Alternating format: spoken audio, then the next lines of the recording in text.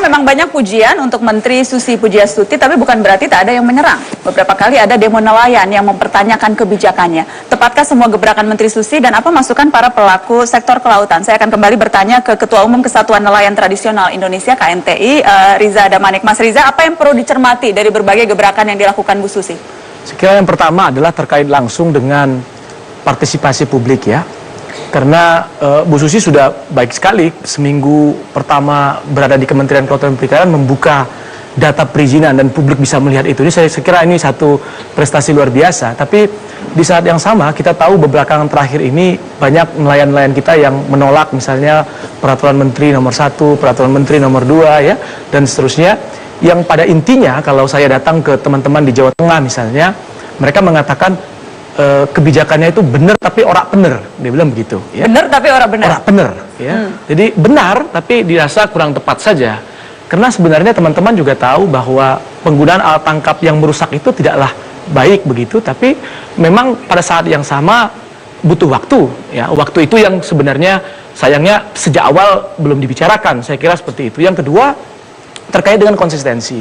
Konsistensi ini kalau kita mundur ke belakang sejak era tahun 80-an zamannya Presiden Soeharto pada saat itu sudah melarang pemberlakuan troll ya. Jadi bukan kebijakan baru sesungguhnya, sudah jauh sekali itu, sudah lama sekali. Tapi pertanyaan lagi adalah bagaimana mengawal itu menjadi konsisten, dia tidak berubah-ubah ya dan seterusnya. Maka oleh sebab itu kami berharap Bu Susi sudah sangat progresif begitu mengeluarkan pelarangan transshipment ya untuk kapal-kapal ikan asing utamanya, yang kita berharap ini jangan lagi dibuka tuh, jangan ada lagi upaya-upaya untuk membuka.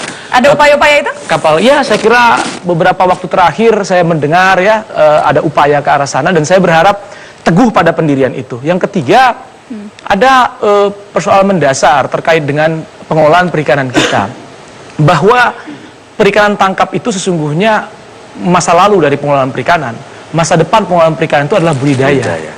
Ya, dan yang 100 hari pertama pemerintahan yang kurang adalah belum mengoptimalkan perikanan budidaya. Saya berharap mungkin setelah 100 hari ini perikanan budidaya kita perlu ditingkatkan produktivitasnya sehingga itu bisa memenuhi kebutuhan pangan domestik kita. Terima kasih Mas Riza. Ibu mendengar kritikan-kritikan demo keluhan nelayan yang belum siap untuk kemudian menerapkan aturan yang sekarang ditegakkan sedemikian keras. Ibu mendengarkan keluhan-keluhan mereka? Ada ketemu dengan rombongan dari Rembang, Pati, juga Lampung. Kita juga udah ngobrol ya, saya bilang ya, mereka minta waktu saja ya. Sebetulnya sudah ada aturan permen memperbolehkan cantrang itu sampai kalau tidak salah 2011 Bu, itu hanya sampai 12 mil. Jadi kalau mereka mau pakai itu ya silahkan aja, tapi di wilayah perbatasan 12 mil mereka, dan itu harus tertentu waktunya sampai kapan, dan mereka tidak bisa keluar dari wilayah 12 mil pemerintahan daerah mereka gitu. Tapi di satu sisi juga sebetulnya walaupun tidak ada permen ini juga orang-orang yang pakai troll atau cantrang juga tidak berani terang-terangan nangkep di wilayah nelayan lain secara terbuka, karena mereka tahu bahwa sejak tahun 1980 tuh tidak boleh. Jadi permen ini kan sebetulnya turunan undang-undang. Di sebagian daerah tetapi kemudian Pemdanya memperbolehkan itu dilakukan. Ya, di Jateng memperbolehkan, kemudian Sibolga sebetulnya tidak memperbolehkan, tapi sangat banyak kapal-kapal yang pakai jaring troll di Sibolga. Tapi sebetulnya masyarakat Tapanuli Tengah, Tapanuli Selatan, mereka keberatan dengan kapal-kapal troll dari Sibolga ini. Jadi saya sih inginnya tetap tidak ada toleransi masa tenggang waktu. Tapi kalau memang itu pemerintah daerah ada beberapa yang memaksa, ya tentu dengan kondisi tertentu sampai berapa waktu, dan jadi itu hanya boleh di wilayah daerah mereka, tidak boleh ke wilayah Indonesia lainnya. Jadi akan disesuaikan di daerah-daerah yang kondisinya memerlukan. Untuk jangka waktu tertentu, misalnya 6 bulan, 3 bulan, atau 6 bulan, dananya boleh di wilayah 12 mil mereka. Ini baru wacana, tapi kalau keinginan saya tidak ingin membuat juknis baru, karena kalau nanti setengah tahun lagi bilang oh minta tambah lagi, karena ya mungkin kita akan usahakan membantu, misalnya kalau mereka itu kredit dari perbankan, kita bantu ke perbankannya supaya kasih growth period seperti itu.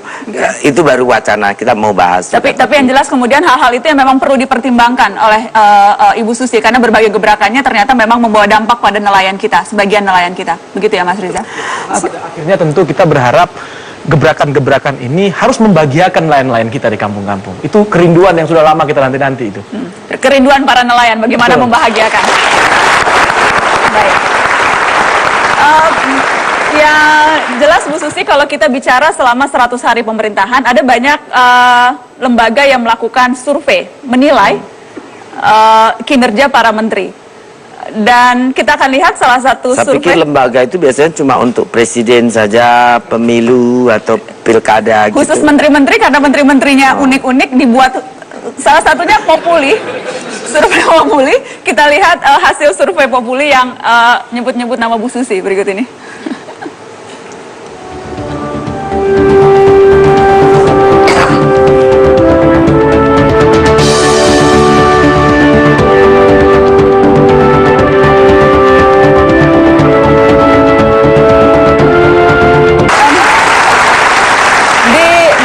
Semua survei nama Anda jadi nomor 1 menteri favorit. Kalau tadi dari segi persepsi publik tentang kinerja dan juga tentang popularitas. Ini apa artinya untuk Anda, Bu Susi?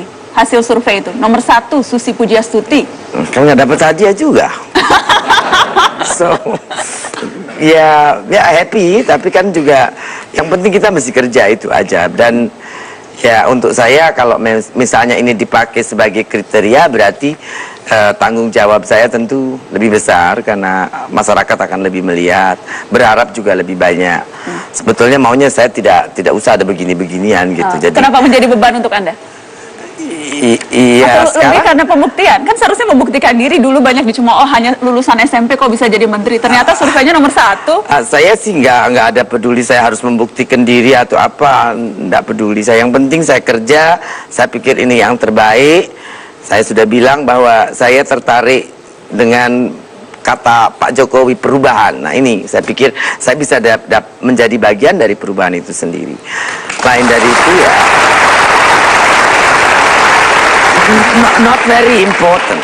Tidak penting. Tidak Tapi penting. posisi menteri itu kan posisi politis. Jadi dukungan publik, bagaimana persepsi orang terhadap kinerja itu kan penting. Yes and no. Yes and no. Lebih banyak no-nya atau yes-nya? Kadang-kadang saya pikir ya, kadang-kadang ya banyak no-nya juga saya pikir. Ya saya sih cuma melihat bahwa ini yang saya pikir benar harus saya lakukan, dan tentu dari pengalaman saya dan juga tentu dari ya banyak bertanya. Saya juga sekarang pakai Twitter untuk melihat pendapat, informasi. Saya juga Di-mention dong Bu akun Twitternya. Susi Pujiastuti. Susi Pujiastuti. Disambung ya? Ya, dengan Susi Pujiastuti. Itu saja. Ibu baca sendiri? Mostly saya. Mostly Kalau jawab hampir 50% saya, 50% saya bicara, Vika yang texting atau kadang-kadang. Tapi yang jelas kalau mau komunikasi dengan Menteri Susi bisa lewat Twitter. Nanti tolong Twitter Mata Najwa mention secara terbuka Twitternya Bu Susi. Jadi semuanya yang bisa kasih komentar, masukan, kritikan silakan langsung. Kita akan break.